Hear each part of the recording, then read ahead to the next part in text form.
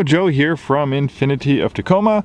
Today I'm going to tell you about this gorgeous 2017 Infiniti Q50 3.0 Premium all-wheel drive. We acquired this off lease from Infiniti Financial Services. It's a one-owner clean Carfax vehicle from California. On the Carfax report we do have a complimentary copy. You can see that there's pretty much regular service history at Infiniti since new. Can't ask for a much better track record than that on your pre-owned vehicle.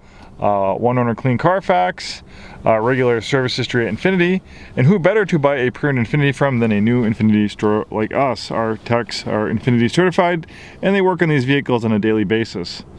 We have the original build sheet on this one. We can print you a copy, or we can email you one if you would like.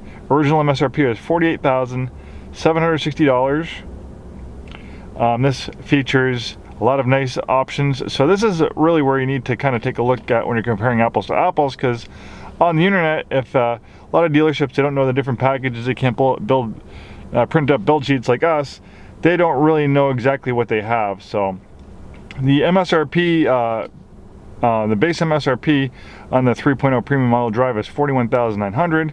You add all that equipment that this one has, it's $48,760. So it's a big difference in equipment. And you know, parked next to another one, you really won't be able to tell the difference unless you start looking at the features in the build sheet. So what is all that extra equipment? Well, for one, this has a beautiful maple wood trim package, $400 option. Really kind of rare. A lot of times you'd get the wood trim in a different package. It's also a standalone option. So a lot of these have alloy trim. If you really like the wood trim, this is a rare find, because most people get it in the higher up option package, which costs a good chunk of change more than this one, but they opted to get the standalone wood trim on this one. This also has a leather seating package, $1,000 option. Leatherette is standard, leather is optional. Then we have the driver's assistance package. That was a $22.50 option, giving you blind spot warning, predictive forward collision warning, forward emergency braking, front and rear parking sensors, a round view camera, backup collision intervention, and rain sensing wipers. Then we have the Premium Plus package. That's a $16.50 option, giving you navigation, Navi synced adaptive shift control, heated front seats, heated steering wheel, remote engine start, power tilt telescoping steering wheel, dual occupant memory seats, driver seat power lumbar. Then we have illuminated kick plates, $440, and splash guards, $215. And again, we can print you a copy of that. Beautiful upgraded leather interior, nice contrast stitching throughout.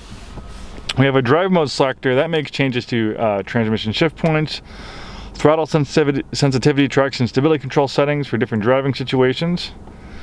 Adaptive shift control momentarily holds the car in gear for better acceleration out of a turn, a corner, or going up a hill. And you might have noticed me saying this one has Navi synchronized adaptive shift control. So it actually can read the terrain and the navigation system, so it can see hills or curves coming up, so the transmission can prepare for those driving conditions for better performance.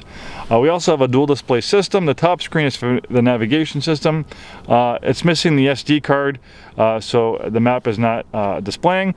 When these vehicles are in storage, Infiniti removes the SD cards so they don't get stolen. They're really easy to steal because they're small, but they're also really expensive to replace. So those are in the mail, so when you come to purchase this vehicle, it will have an SD card and the map will be displaying no problem. The bottom screen is a tablet-like interface for vehicle settings and apps, heated seats, heated steering wheel.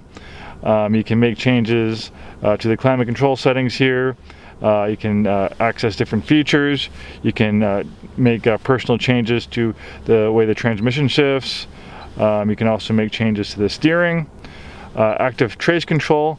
That actually, what it does is when you're going around a corner, it will actually brake the individual wheels so the vehicle rotates through the corners a little bit better. You can shut that on or off. Lots of cool stuff. You know, Infiniti is a performance brand, performance luxury brand, kind of like BMW, and the Q50 has a lot of sporty DNA baked into it.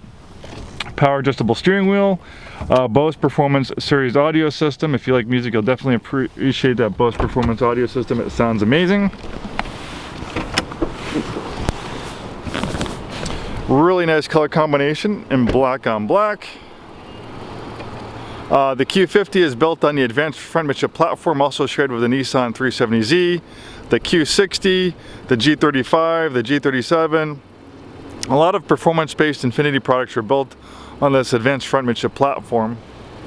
The reason why they call it the advanced front midship platform is they place the engine as far back as possible behind the front axle. So it's almost like a mid-engine vehicle. By pushing the engine as far back as possible, the engines actually weigh a lot. It moves the center of gravity towards the middle of the vehicle, and for a performance vehicle you want to have as perfect 50-50 weight distribution as possible, because the vehicle will rotate on its axis and that'll improve the handling and feel through the corners. Even though the Q50 is a compact luxury sedan, it does have a rather spacious interior. Rear-wheel drive is standard on the Q50, all-wheel drive is optional. In our inventory, most of the new and used Q50s that you'll find, and most of the new and used Infiniti products in general, will be all-wheel drive. In our neck of the woods, the roads are very slippery and wet for a good part of the year, and if you do drive in the snow, which we do in certain places around here, get a decent amount of snow, especially over those winter passes, you're going to do a lot better with all-wheel drive versus rear-wheel drive. And the all-wheel drive system that Infiniti employs is intelligent. The reason why it's intelligent is because when all-wheel drive is not needed, it will send 100% of the power to the rear wheels. It is a performance automobile, so having that rear-wheel drive bias will give it the feel of a rear-wheel drive sports car. Also, if the all-wheel drive system is constantly working all the time, it's going to chew through your tires faster, it's going to reduce your gas mileage. That's why they have that rear-wheel drive bias. But this Q50 has a brain that's always monitoring driving conditions, so as soon as those rear wheels slip, almost instantly, in a matter of milliseconds, it can send up to 50% of the vehicle's power to the front wheels. Originally, this all-wheel drive system was derived from an earlier Nissan Skyline GTR, never imported to the United States, but people who are really into Japanese performance cars, the Skyline GTR is a very, very amazing automobile, has a lot of street cred, and it is known as a really high performance all-wheel drive Japanese car. And the all-wheel drive system has done great in the Infiniti products. They've been using this Tesla all-wheel drive system since about 2003. One of the first vehicles that we saw that in was the FX35, and then in 2004 they offered it in the G35. It's been a very reliable system. I've been Infiniti for about 15 years, and I can't think of a time where I've seen one of these all-wheel drive systems go bad or have to get replaced on one of these products. 2017 is a great year for the Q50 because the aging 3.7 liter V6, the VQ series, an amazing engine, one of the best V6s you could get in America, was replaced by this new VR30 engine. As awesome as the VQ37 was, it was getting long in the tooth. It wasn't very fuel efficient compared to the competition. A lot of the competition has also switched to turbos. Force induction improves fuel efficiency and allows you to have a smaller displacement engine but still make excellent power and excellent low end power, which is really important. In the olden days, turbos would have to spool up, and you have a thing called turbo lag where you'd have to really rev the engine before the turbo goes on, and then it's not really linear the way the power is delivered. In the old turbo cars, you'd step on the gas, and then when it gets about 3,000 or 4,000 RPM, the turbo kicks in, and then you feel like this rush of acceleration, which is okay maybe in sporty cars, but when you're dealing with luxury cars, you want smooth, linear power delivery. And turbo technology has finally gotten to that point where it can achieve that. You don't hear these turbos at all. You know, in the olden days, you'd hear turbo whine or whistling and stuff like that. You really can't hear the turbos at all, which is a good thing. The engine actually still sounds quite good, but this new engine is going to be more fuel efficient. It uses direct injection as well, which you didn't have in the older 3.7 liter V6. Direct injection sends highly pressurized gas directly into the combustion chamber. Generally that lowers emissions, improves horsepower, and improves gas mileage. So this new VR30 engine has direct injection, it's twin turbocharged, it makes 300 horsepower, really is an excellent power plant. Adaptive xenon lights provide outstanding nighttime visibility, and then you have a nice LED daytime running strip.